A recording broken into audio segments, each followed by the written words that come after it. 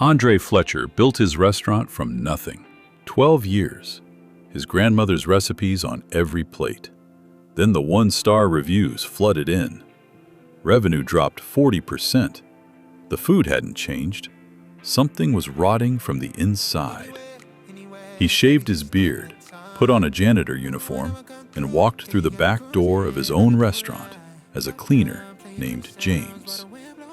First morning, the manager grabbed his collar, slammed him into a wall, threw a mop at his chest, called him trash. The servers laughed. No one flinched like they'd seen it before. Black employees worked dawn shifts, hauling garbage. White employees worked evenings, collecting tips. Same restaurant, different rules. That was day one. Here's what his manager didn't know. The janitor he just humiliated signed his paychecks, and Andre Fletcher was done watching. 2 weeks before that mop hit his chest, Andre Fletcher sat in his living room staring at his laptop. 47 one-star reviews in 90 days. Revenue down 40%. His accountant had stopped sugarcoating it. Andre, if this keeps up, you've got maybe 6 months. 6 months. 12 years of work. His grandmother's recipes. The food truck behind the gas station. The 18-hour days. The first dollar bill framed on his office wall. All of it 6 months from gone. He could have fired everyone, started fresh. But that wouldn't answer the question that kept him up at night. Why? The food hadn't changed. The recipes were the same ones his grandmother taught him when he was 9 years old, standing on a step stool in her kitchen in South Atlanta. The equipment was top of the line. He'd invested over $200,000 in renovations just last year. Something was rotting from the inside, and he couldn't see it from the top. He called Elaine Porter, law school friend, sharp, blunt, the kind of person who'd tell you your house was on fire while everyone else was complimenting the curtains. "I want to go in undercover," he said. Elaine was quiet for 3 seconds. That was long for her. "As what?" "Janitor. New hire. Nobody looks at the janitor." "Andre, you built that place. Someone will recognize you." "Not if I do it right." He shaved his beard, cut his hair short, bought secondhand clothes from a thrift store on the south side. Worn jeans, a faded gray t-shirt, work boots with scuffed toes, reading glasses he didn't need. He changed the way he walked. Slower, shoulders down, eyes low, voice quieter. He created a fake name, James. No last name on the application. Burner email. No references. He submitted it online on a Tuesday night. Wednesday morning, his phone rang. Greg Holloway, his general manager. The man he paid $95,000 a year to run Fletcher's table while Andre handled expansion plans. The interview lasted less than 2 minutes. "Can you start Monday?" No background check. No references. No questions about experience. No questions at all. Andre almost laughed. A stranger with no history, no verifiable identity, and Greg hired him in 90 seconds. That alone told him something was deeply wrong. Then he made one more call. To Greg himself. Different phone. His real voice. "Greg, I'm heading out of town for a couple weeks. Business meetings in Chicago. You've got things covered?" Greg's voice shifted. Lighter. Almost cheerful. "Absolutely, boss. Take your time. Enjoy Chicago. I've got everything under control." I've got everything under control. Andre hung up, sat with those words for a long time. A manager who hires a stranger without blinking. A manager who sounds relieved when the owner leaves town. A manager who says, "I've got everything under control," like he's been rehearsing the line. That night, Andre stood in his bathroom, looked in the mirror. The man staring back at him wore a janitor's uniform, 2 sizes too big. No watch, no ring, no sign of the person who owned a 200-seat restaurant in the heart of Atlanta. He didn't recognize himself. Good. That was the point. Monday morning, he would walk through the back entrance of his own restaurant, not as Andre Fletcher, the owner, not as the man whose name was on the sign outside, just James, the new cleaner, the man nobody would bother to look at. He turned off the light. Monday, 5 a.m. Andre walked through the back entrance of his own restaurant for the first time in 12 years. No one greeted him. No one looked up. A cook unloading boxes pointed at a closet at the end of the hall without saying a word. He opened the door. A mop, 2 buckets, a shelf of cleaning supplies with half the labels peeled off, no locker, no hook for a jacket, just a bare light bulb hanging from a wire. This was where the janitor belonged. He put his bag on the floor and got to work. The kitchen shocked him first. Grease caked on the vent hoods, weeks of buildup, maybe longer. Trash cans overflowing from the night before. A puddle of something brown near the walk-in cooler that no one had bothered to wipe up. He'd spent $200,000 renovating this kitchen 18 months ago. It looked like no one had touched it since the last inspection. Andre grabbed a rag and started wiping down the prep stations. A woman walked past him, then stopped, turned around, looked at him for a long moment. "You're the new janitor?" "Yes, ma'am." "Patrice, sous chef, 6 years." She didn't smile.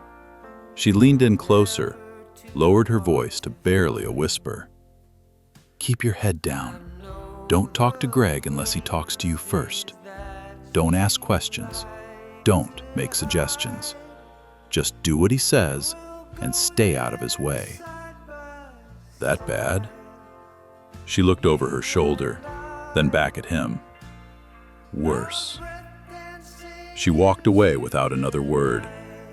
Andre stood there with the rag in his hand, staring at the back of a woman who'd been cooking in his kitchen for 6 years and was afraid of the man he'd hired to manage it. 10 a.m., 2 hours late. Greg Holloway walked in through the front entrance. No apology, no rush. Andre was mopping the hallway near the office. Greg passed within 3 feet of him, didn't look at him, didn't nod, didn't acknowledge he existed. Walked straight past like he was part of the wall. Then Greg saw 2 white servers setting up the dining room. "Morning, guys. How was the weekend?" "Katie, love the new hair. You look fantastic." Smiles, laughter, first names, eye contact, warmth. Andre tightened his grip on the mop and kept working. 11:30. Lunch prep. Andre was emptying trash near the kitchen when he heard Greg's voice cut through the noise like a blade. "Patrice, come here, now." She walked over, wiping her hands on her apron, calm, professional. "What is this?" Greg held up a tasting spoon. His face was twisted in disgust. "The house sauce, same recipe as always." "This is too salty, way too salty. Can you not taste? What the hell is wrong with you?" Chef, I made it the same way I've made it for 6. Don't argue with me. Remake it. All of it. And if you can't get something this basic right, maybe I need to find someone who can. There's a line of people outside who'd kill for your job. He tossed the spoon into the sink. It clattered against the metal. The kitchen went dead silent. Every cook stared at their station. Nobody moved. Nobody breathed.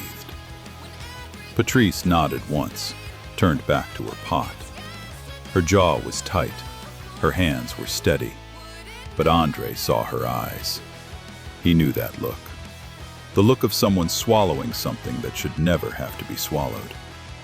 He waited until Greg walked away. Then he grabbed a clean spoon from the rack, dipped it into Patrice's sauce, and tasted it. Perfect. Rich. Balanced. Exactly the way his grandmother made it. The sauce wasn't the problem. Greg was. The rest of the day was more of the same. Greg barked orders at every black employee without using their names. Hey you! New guy! The girl in the back! But every white staff member got a smile, a first name, a conversation about their weekend. At 7 p.m., Andre clocked out, walked to his car, sat behind the wheel in the dark. Didn't start the engine. His hands were shaking. Not from anger, from something worse.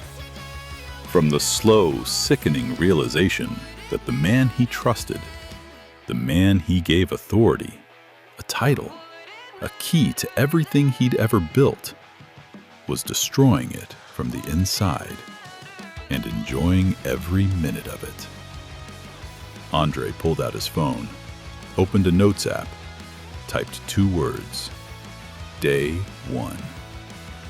He stared at the screen for a long time, then added one more, worse. Day 2 started with a schedule taped to the break room wall. Andre noticed it while refilling his bucket.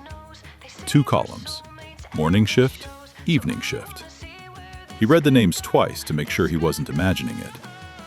Every black employee morning, every white employee evening. Morning shift meant arriving at 5 a.m., hauling deliveries, scrubbing floors, prepping in a kitchen no customer would ever see. No tips, no front-of-house interaction, just heavy, invisible labor. Evening shift meant the dining room, the bar, the well-dressed customers, the credit cards and cocktails. Friday night tips that could run $200-300 per server. The kind of shift people fought for. Andre stared at the schedule. Every single week, the same split. Not one crossover, not one exception. Like it was designed. He was still staring when he heard Greg's voice behind him in the hallway. Greg was walking with 2 white servers toward the dining room, his arm draped over one of their shoulders like they were old friends. Listen, I'm not saying anything out loud, but our clientele, they prefer a certain look out front. You understand what I'm saying. It's not personal. It's just business. The server nodded, didn't question it, didn't blink. You guys are the face of this restaurant. That's why you're out here. The others, they're better in the back. Trust me. Everyone's where they should be. Andre's knuckles went white around the mop handle. He turned his face toward the wall and kept mopping.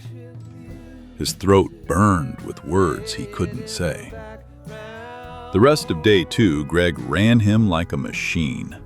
Bathrooms, dumpsters, grease traps, loading dock. The heaviest, dirtiest jobs, back to back, no pause. When Andre finally asked about a break, Greg stopped mid-step, turned around slowly, looked at him like he'd asked for a promotion. Break? You just started, James. Earn it. He walked away without waiting for a response.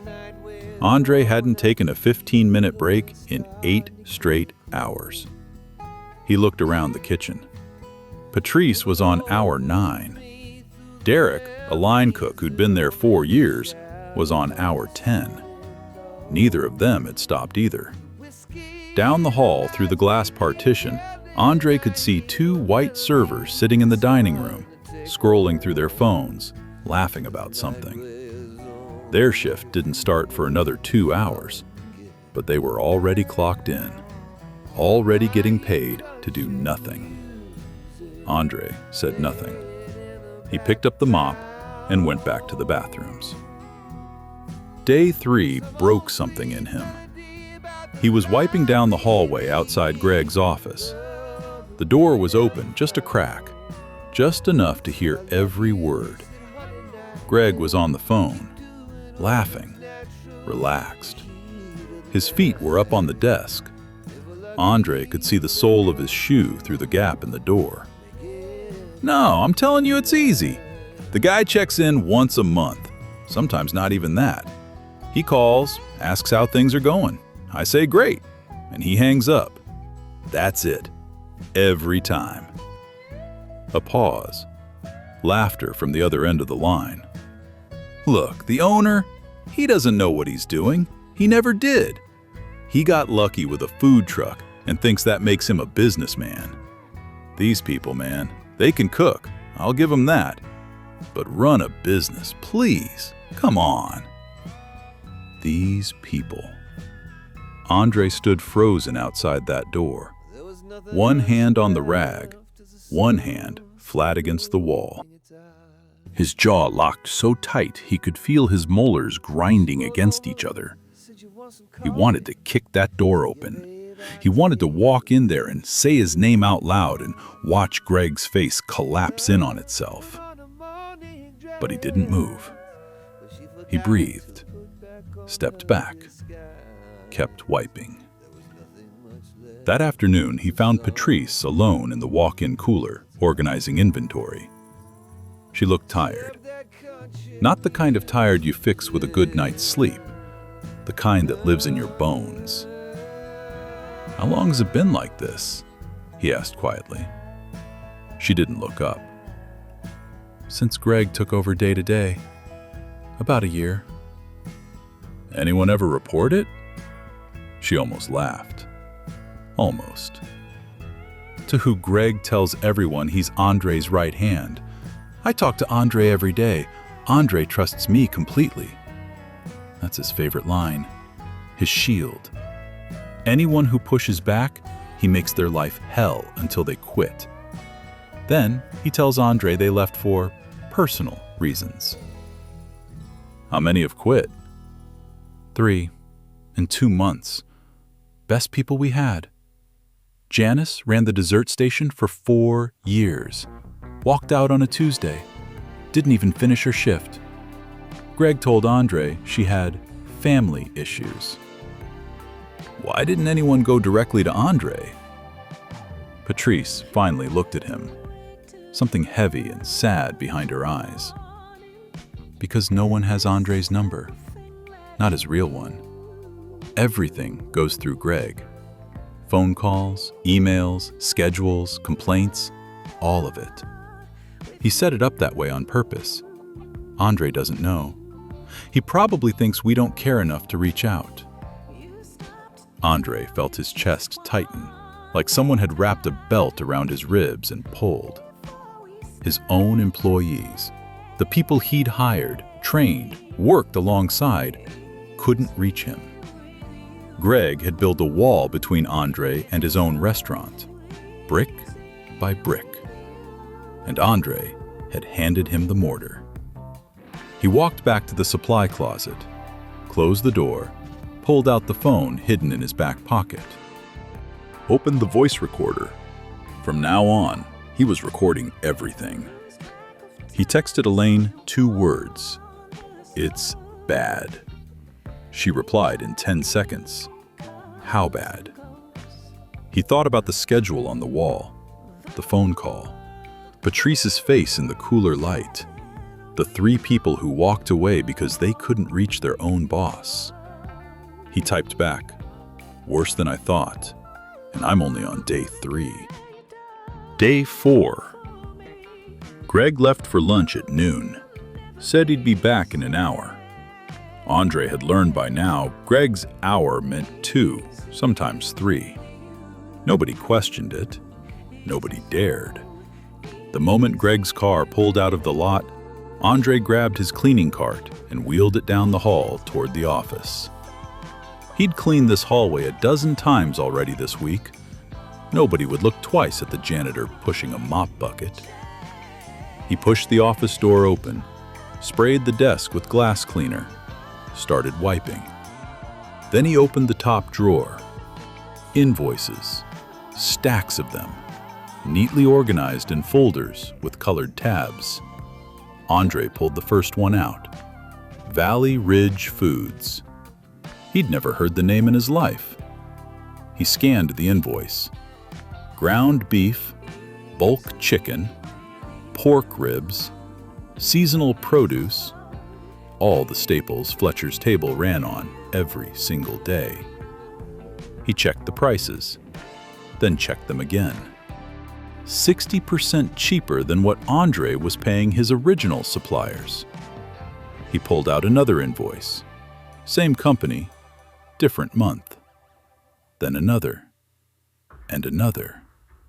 4 months of orders from a supplier Andre had never approved, never heard of, never signed a contract with. Andre set the invoices down, pulled out his phone, searched Valley Ridge Foods, and found their website. Bare bones, no customer reviews, domain registered 6 months ago. He clicked on the product page. Grade C meat, bottom shelf produce. The kind of ingredients a school cafeteria would think twice about. His restaurant, the restaurant that built its name on his grandmother's recipes, on hand-selected prime cuts, on vegetables from a family farm in South Georgia he'd visited personally every spring, was now serving food from a company that didn't exist a year ago. This was why the reviews changed. Not the recipes, not the cooking, not the staff. The ingredients. Someone had ripped the foundation out from under the entire menu, and no one told him, because the only person who could tell him was the person who did it. Andre kept digging. Second drawer, more folders. He found the original supplier contracts: Harris Family Meats, Dawson Produce, Southern Grain Company. Companies he'd built relationships with over a decade.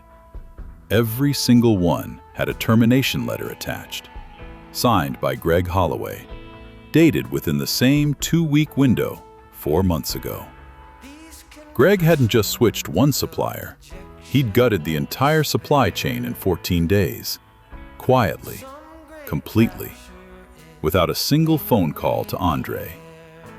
Andre did the math in his head. Original suppliers cost the restaurant roughly $32,000 a month. Valley Ridge was billing $17,000. That was a $15,000 gap every month for 4 months. $60,000. But the restaurant's books still showed the original spending levels. Andre had reviewed the monthly reports Greg emailed him. The food cost line hadn't moved, which meant the money was going somewhere, just not back into the restaurant. He found the answer in the bottom drawer, a manila envelope. Inside, incorporation papers for an LLC called HG Hospitality, filed in Delaware. 6 months ago, registered to one person, Gregory P. Holloway. Andre read it 3 times. Then he photographed every page, every invoice, every termination letter, every line of the LLC filing. His hands were steady now. The shaking from day one was gone. Something colder and sharper had taken its place. He slid everything back exactly where he found it, wiped the drawer handles, sprayed the desk one more time for good measure, wheeled his cart back into the hallway. To anyone watching, the janitor had just cleaned the office. Nothing more. He walked to the parking lot during his break, the break Greg never officially approved, and sat in his car, opened his email, attached every photo, sent them to Elaine with one line: "He's stealing from me." His phone buzzed 40 seconds later. Elaine calling. "I'm looking at the photos now." And this is embezzlement, Andre, clear as day. The LLC, the fake supplier, the doctored reports. He's siphoning profit through a shell company he owns. How much? Based on what you've sent, at least $60,000. Probably more once we run a full audit. Andre closed his eyes. $60,000. Stolen from a restaurant his grandmother dreamed about but never lived to see. By a man Andre shook hands with every Monday morning for 3 years. What do I do? Keep going. Don't confront him. Don't change anything about your behavior. I need more bank statements, communication with the supplier, anything that proves this was intentional and systematic. How long? End of the week. I want this airtight. When we move on him, I don't want a single crack he can slip through. Andre hung up, sat in the silence of his car for a long time. $60,000. That was more than Patrice made in a year. More than Derek made in a year. Greg was pocketing their combined annual salaries in stolen money while telling them to be grateful they had jobs at all. Andre looked at his reflection in the rearview mirror. The janitor stared back. Tired eyes, cleaning solution stains on his collar. A man nobody in that building thought twice about. 3 more days. He walked back through the rear entrance, picked up his mop. Greg returned from lunch at 2:45. 2 hours and 45 minutes. He strolled past Andre without a glance. "Office looks good, James. See? You can do something right when you try." Andre nodded. "Thank you, sir." Day 5. The day Andre stopped being angry and started being afraid. He was mopping the bar area around 11 a.m. Lunch service hadn't started yet. The dining room was empty except for Greg and a man Andre had never seen before. The man wore a charcoal suit, silver cufflinks, a watch that cost more than most of the staff made in a month. He sat across from Greg at the corner booth, the one Andre had picked out himself because it had the best view of Peachtree Street. They were talking low, leaning in. 2 men who didn't want to be overheard. Andre mopped slower, moved closer, kept his eyes on the floor. "So when do you think he'll sell?" the man asked. Greg swirled his glass, smiled like he'd already won. "Give it 2 more months. Revenue's already down 40%. Another 2 months of bad reviews, staff turnover, maybe a health code complaint or 2. He'll be bleeding so bad he won't have a choice." "And you're sure he won't figure it out?" Greg laughed. Not a nervous laugh, the confident kind. The kind that comes from someone who's been getting away with something for a very long time. "The guy checks in by phone once a month. I tell him what he wants to hear. He doesn't visit. He doesn't audit. He trusts me completely." Greg paused, took a sip. "That's his biggest problem." The man in the suit nodded, pulled a business card from his jacket, and slid it across the table. "Victor Ashland, Ashland Hospitality Group. When the price drops low enough, I'll make the offer directly. You deliver the property in the condition we discussed, and I'll make sure you're taken care of." "How taken care of?" 15% equity in the new concept, plus a signing bonus. You've more than earned it, Greg. They shook hands. Greg was grinning. Victor stood up, buttoned his jacket, and walked toward the exit. He passed within 2 feet of Andre, looked right through him. The janitor didn't exist. Greg stayed at the booth, pulled out his phone, started typing, still smiling. Andre kept mopping. His hands weren't shaking anymore. His jaw wasn't tight. Something worse was happening now. Something quiet and cold was settling into his chest, like wet concrete hardening in real time. This wasn't just theft. This wasn't a manager skimming cash to pad his lifestyle. This was a plan. A coordinated operation to destroy his restaurant from the inside. Tank the reviews. Gut the food quality. Drive out the best staff. Bleed the revenue, month after month, until Andre Fletcher was desperate enough to sell his life's work for pennies on the dollar. And the man he trusted to protect everything was the one holding the knife. 15% equity. That was Greg's price for 12 years of Andre's life. Andre wheeled his cart back to the supply closet, closed the door, locked it. He called Elaine. I need you to look up a name. Victor Ashland. Ashland Hospitality Group. He heard her typing, fast. Got him. Victor Ashland. Owns a chain of mid-tier restaurant concepts across the Southeast. Atlanta, Charlotte, Nashville, Jacksonville. He's been expanding aggressively the past 2 years. Acquired 3 independent restaurants last year. All of them sold under financial distress. Financial distress? Yes, every single one. All 3 owners reported sudden drops in revenue, staff walkouts, and supply chain problems right before they sold. Sound familiar? Andre leaned his forehead against the closet wall, closed his eyes. They've done this before. It looks like a pattern, Andre.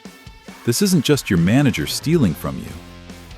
Ashland finds successful independent restaurants turns an existing manager or plants someone new, and they systematically destroy the business from the inside until the owner has no choice but to sell at a loss. Then, Ashland buys the location, rebrands it, and keeps everything that made it valuable. The space, the foot traffic, the kitchen. Andre was quiet for a long time. Andre, you still there? I'm here. Listen to me. This is bigger than embezzlement now. If Ashland has done this to 3 other owners, we're looking at fraud, conspiracy, possibly RICO territory. I'm looping in a colleague who handles federal cases, but I need 2 more days. Can you hold it together? Andre looked down at his janitor uniform, the same uniform he'd worn for 5 straight days. The uniform that made him a ghost in his own building. I've held it together this long. Don't change anything. Don't react to anything. And Andre, yeah, don't let him see you. Not the real you. Not yet. Andre hung up, unlocked the closet door, picked up his mop. 2 more days. Day 6. Andre changed tactics. He stopped watching from a distance. He started talking, not as a boss, not as an investigator, as a janitor who cleaned the toilets and hauled the trash. The kind of person people say things to because they forget he matters. He found Derek first, the line cook. 4 years at Fletcher's table. Quiet guy, strong hands. The kind of cook who showed up early and left late without being asked. Andre was emptying the grease trap next to Derek's station. He kept his voice low. You been here long? Derek didn't look up from his cutting board. 4 years. It always like this? Derek's knife paused for half a second. Then it kept moving. No, it used to be good. Really good. Best job I ever had. Then Greg took over the day-to-day, and everything changed. Changed how? How do you think? Look at the schedule. Look at who gets the good shifts. Look at who gets yelled at and who gets high-fived. He scraped the diced onions into a container. I used to work Friday nights. $300 in tips. Greg moved me to Monday morning 6 months ago. No explanation, just a new schedule on the wall. You ever say anything? Derek finally looked at him. Dead eyes. The eyes of a man who stopped expecting things to get better. To who Greg runs everything. And every time someone pushes back, they're gone within a month. He doesn't fire you. He just makes it so bad, you fire yourself. Andre nodded, said nothing, went back to the grease trap. He found Tommy next, the white busboy. 3 months in, 22 years old. The only white employee who looked uncomfortable with the arrangement. Andre caught him in the break room during the mid-afternoon lull. Can I ask you something? Tommy looked up from his phone, surprised. Nobody talked to the janitor. Sure. How'd you get the evening shift? You've only been here 3 months. Tommy's face changed, something between guilt and embarrassment. Greg put me there my first week. I didn't ask for it. He just said... Tommy stopped, looked at the door, lowered his voice. He said the evening shift needed people who matched the atmosphere. His exact words. I knew what he meant. I'm not stupid. Why didn't you say something? Because I need this job. And because the last guy who told Greg he was wrong got his hours cut to 6 a week until he quit. Tommy paused. But for the record, I hate it. I know why I'm out front and Derek's in the back. Everyone knows. We just can't do anything about it. Andre squeezed Tommy's shoulder once, said nothing, walked away. That evening, he found Patrice in the walk-in cooler again. This time, she was sitting on an upturned crate, staring at the wall. Not organizing, not prepping, just sitting. You okay? She looked up, red eyes. Not crying past crying. The kind of exhaustion that doesn't have tears left. Greg told me today that if the next health inspection doesn't go well, he's putting me on probation. Probation, James. I've been here 6 years. I've never had a single complaint, not one. He's building a paper trail to fire me. Why would he want to fire you? Because I'm the last one who remembers what this place used to be. Before him. When Andre was here every day. When the food was real. When people actually wanted to work here. Her voice cracked. I keep thinking, if Andre knew what was happening, he'd stop it. But he doesn't know. And Greg made sure of that. Andre stood very still. He couldn't speak. If he opened his mouth, his voice would break, and she'd know. She'd know everything. He nodded once, walked out of the cooler, closed the door behind him gently. Then he went to the bathroom, locked the stall, pressed his palms against his eyes, and breathed until his chest stopped heaving. 6 years. Patrice had given 6 years of her life to his restaurant. And she still believed in him, in a version of him she hadn't seen in over a year. She was holding on because she thought Andre Fletcher would fix this if he knew. She was right. He was standing 10 feet away from her in a janitor's uniform, and she had no idea. That night, Andre sat in Elaine's office. The desk was covered in photographs, printouts, and a legal pad filled with notes. He'd brought everything: the recordings from his phone, the photos from Greg's office, the invoices, the LLC filing, and now something new. Signed statements. Derek signed his. Tommy signed his. Patrice signed hers. 3 employees, 3 witnesses. 3 people who trusted a janitor they'd known for 6 days more than a manager they'd worked under for a year. Elaine leaned back in her chair. This is enough. Embezzlement, fraud, conspiracy, racial discrimination, hostile work environment. We've got paper, we've got testimony, we've got recordings. When? Monday morning. I've already filed the civil complaint under seal. My federal contact is reviewing the Ashland angle. We move at the staff meeting. Andre looked at the pile of evidence on her desk. A week's worth of dirt. A year's worth of damage. 12 years of his life laid out in documents and audio files. One more day. One more day. Then you take your restaurant back. Andre drove home, parked in his driveway, sat in the dark for 20 minutes. Tomorrow, he would put on that janitor uniform one last time, walk through the back entrance one last time, pick up that mop one last time. And then, Greg Holloway would find out who he'd been talking to all along. Monday morning, 7 a.m. Every employee at Fletcher's table was standing in the dining room. Greg had called the meeting himself. He stood at the front, next to the bar, arms crossed, chin up. The posture of a man who believed he was untouchable. Behind him, the morning light cut through the windows and lit up the room like a stage. Andre stood in the back corner, mop in hand, janitor uniform, head down. Just James, the invisible man.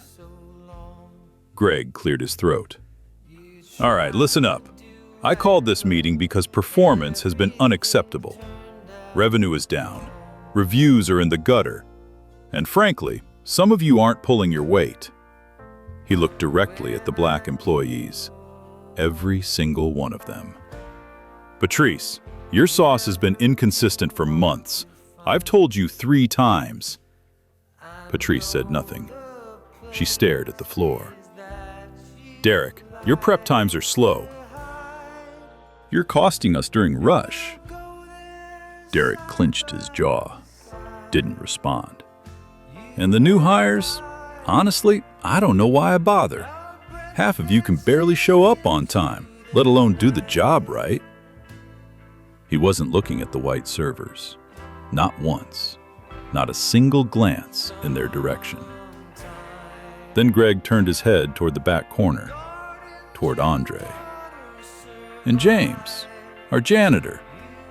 He smiled, the cruel kind. Perfect example of what I'm talking about. Shows up, does the bare minimum, barely speaks. This is what I'm working with, people. This is what I have to manage every single day. The room was silent. 23 employees. Nobody moved. Andre set the mop down.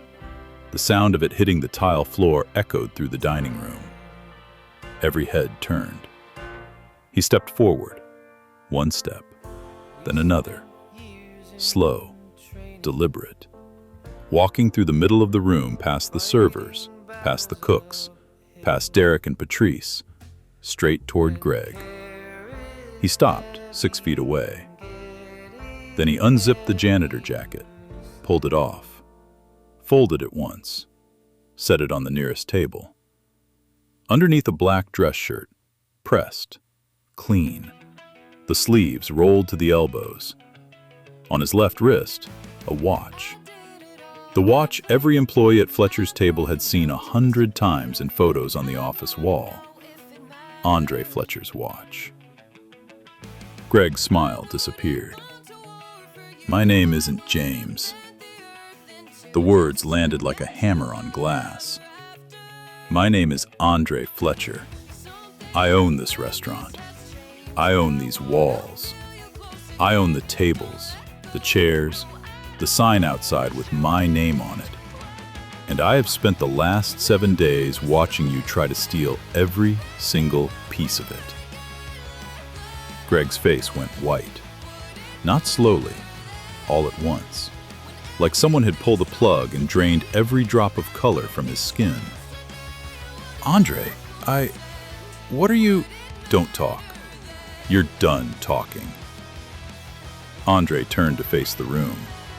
His voice was steady, controlled. The voice of a man who had rehearsed this moment in his car, in his bathroom, in a locked supply closet for 7 straight days. For the past week, I worked here as a janitor. I cleaned the bathrooms, I mopped the floors, I hauled the trash. And I watched. He paused. I watched everything. He pulled out his phone, held it up. I have recordings of this man referring to black employees as these people. I have recordings of him telling white servers that our clientele prefers a certain look out front. I have documentation showing he divided shifts by race. Black employees on mornings with no tips, white employees on evenings with full tips. Every week, for a year. Patrice's hand went to her mouth. Derek stood up straighter. Andre kept going. I have invoices showing he replaced every supplier I approved with a company called Valley Ridge Foods Grade C Meat Bottom Shelf Produce, while keeping the books at the original price point. The difference? $15,000 a month, going into an LLC called HG Hospitality, registered to Gregory P. Holloway. Greg took a step back. His mouth opened. Nothing came out. And I have a recording from this booth right here. Andre pointed at the corner booth by the window, of this man sitting with Victor Ashland discussing a plan to drive my revenue down until I was desperate enough to sell, in exchange for 15% equity in the new concept. The room erupted. Whispers became voices. Voices became shouts. Derek slammed his hand on the prep counter. Tommy stood up from his chair and stepped away from Greg like he was radioactive. Greg found his voice. Barely. This is entrapment. You can't. You set me up. None of this is legal. Entrapment is when law enforcement creates a crime that wouldn't have happened otherwise. Andre's voice didn't rise. It didn't need to.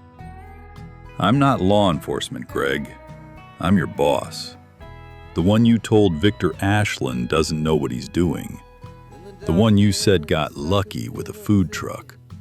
The one you said can't run a business. Greg's legs buckled. He grabbed the edge of the bar to steady himself. The front door opened. Elaine Porter walked in. Black blazer, leather briefcase. Behind her, 2 men in suits, one from her firm, one federal investigator. She walked straight to Greg, didn't slow down. Placed a manila folder on the bar next to his hand. Gregory Holloway, this is a notice of immediate termination for cause. Enclosed, you'll find a civil complaint for embezzlement, fraud, and workplace discrimination filed this morning in Fulton County Superior Court. A federal investigation into Ashland Hospitality Group's acquisition practices is also underway. You are named as a co-conspirator. Greg stared at the folder, didn't touch it. I'd suggest you get a lawyer, Elaine said. A good one. 2 security guards Andre had hired over the weekend stepped forward, one on each side. They escorted Greg toward the front door. His legs moved like they'd forgotten how to walk. He didn't look back. didn't say a word. The door closed behind him. Silence. Then Patrice started clapping, softly at first. Then Derek joined in. Then Tommy. Then the dishwashers, the prep cooks, the hostess, the bartender. Every person in that room. Andre stood in the middle of his restaurant. The restaurant his grandmother dreamed about. The restaurant he built with his bare hands. The restaurant someone tried to take from him. He looked at Patrice. She was crying. Not the exhausted, beaten down kind he'd seen in the cooler. The other kind. He looked at Derek. Derek nodded once. That was enough. Andre took a breath. The first real breath he'd taken in 7 days. Let's get back to work. The next 48 hours moved fast. Andre didn't sleep that Monday night. He sat at his desk, his real desk, in his real office, with the door open for the first time in a year, and made phone calls until 2 in the morning. The first call went to Harris Family Meats, the supplier he'd worked with for 9 years, the one Greg had cut loose with a form letter 4 months ago. Bill, it's Andre Fletcher. Silence on the other end, then a long exhale. Andre, I was wondering when I'd hear from you. You knew? I knew something was wrong. We got a termination notice out of nowhere. No call, no explanation, after 9 years. I tried reaching you. The number on file went to some guy named Greg, who told me the decision was final. Andre closed his eyes. I'm calling to ask you to come back. Already loading the truck. He made the same call to Dawson Produce and Southern Grain Company. Both said the same thing. Both had tried to reach him. Both had been blocked by Greg. All 3 agreed to resume deliveries by Wednesday. By Tuesday morning, the kitchen smelled different. Andre could tell the moment he walked in. Fresh thyme, real butter, prime beef hitting a hot grill. The sound and the scent he'd built his reputation on. Patrice was already at her station, working with ingredients she hadn't touched in 4 months. She didn't say anything when Andre walked past. She just looked up and nodded. There was color in her face again. Tuesday afternoon, Andre called a second staff meeting. This time, he stood at the front. I owe all of you an apology. The room went quiet. I stepped away. I trusted the wrong person to take care of what we built together. And because of that, you suffered. Some of you were humiliated. Some of you were underpaid. Some of you lost people you worked alongside for years. That's on me. He paused, let the silence hold. But that's over now, and I want to make it right. He turned to Patrice. Patrice, you've held this kitchen together for 6 years. Through the worst of it, you never cut corners. You never changed the recipes. You never stopped caring, even when you had every reason to. He extended his hand. Head chef, effective immediately, with a salary that matches the title. Patrice took his hand. Her grip was firm. Her eyes were wet. She didn't trust her voice, so she just nodded. Andre turned to Derek. Derek, 4 years. You showed up every morning, took whatever shift they gave you, and never once let the food suffer. Kitchen manager, you've earned it 10 times over. Derek stood up, took Andre's hand with both of his, held it for a long time. Didn't say a word. Didn't need to.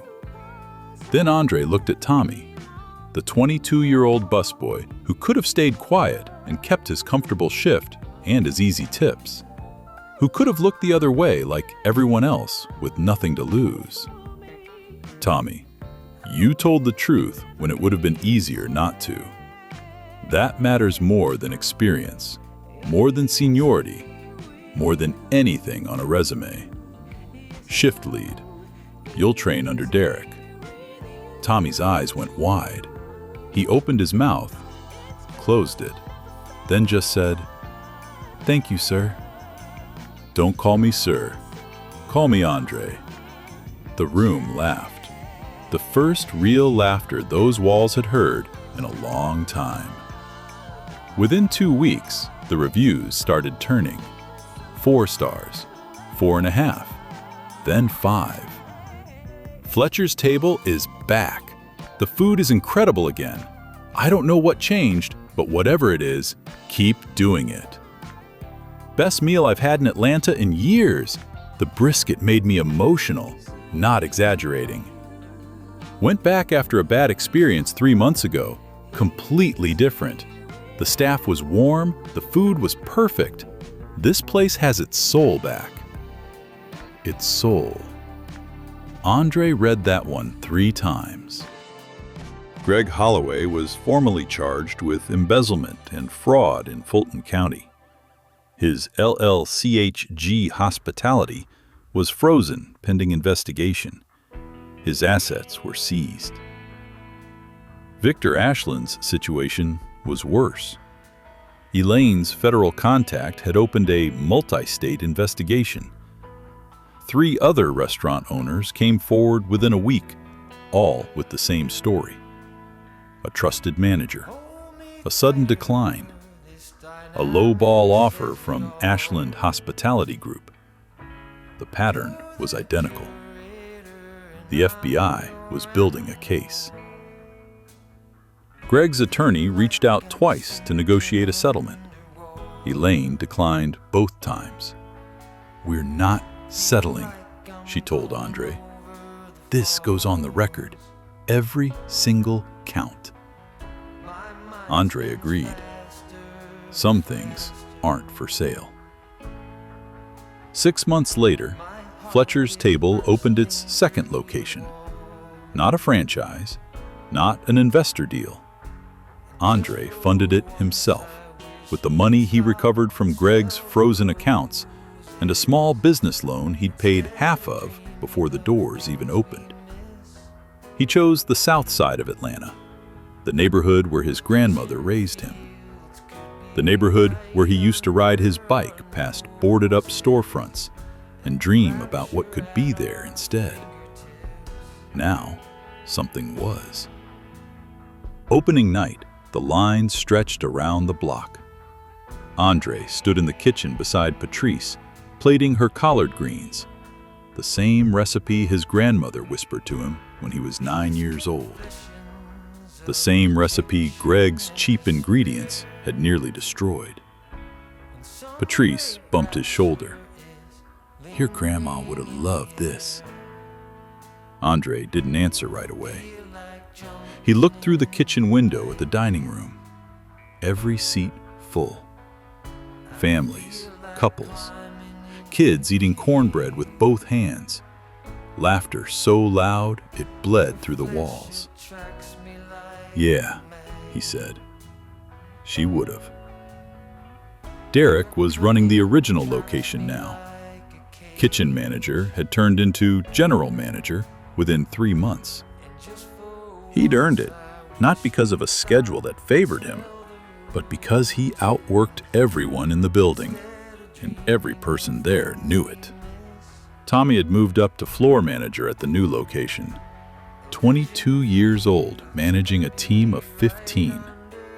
Andre told him on his first day, "You got this job because of who you are. Never forget that." Andre launched a program that fall. He called it Own Your Kitchen.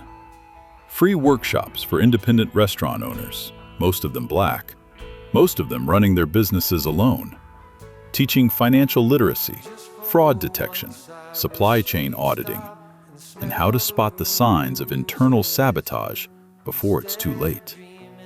The first class had 14 owners. By the third session, there were 40. One of them pulled Andre aside after a workshop. How did you know something was wrong? Andre thought about it for a moment. I didn't. That was the problem. I trusted someone else to care about my business as much as I did, and nobody ever will. That's not cynicism. That's just the truth. Your name's on the door. You have to be the one who walks through it. The last image is this.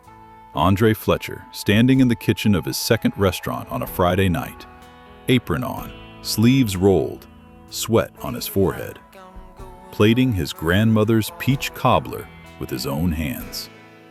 Not a janitor. Not invisible. Not for sale. Just a man who fought for what was his and won. If you were in Andre's shoes, how long would you have lasted before revealing yourself? 1 day? 3? Would you have made it all 7? Drop your answer in the comments. If this story hit you, share it with someone who needs to hear it. And if you're not subscribed yet, you know what to do. Okay, so the biggest takeaway here, trust is earned, not given. Period. Nobody, and I mean nobody, will ever care about your dream the way you do. Stay involved. Stay present. Oh, and never underestimate the invisible people. They see everything. Just saying.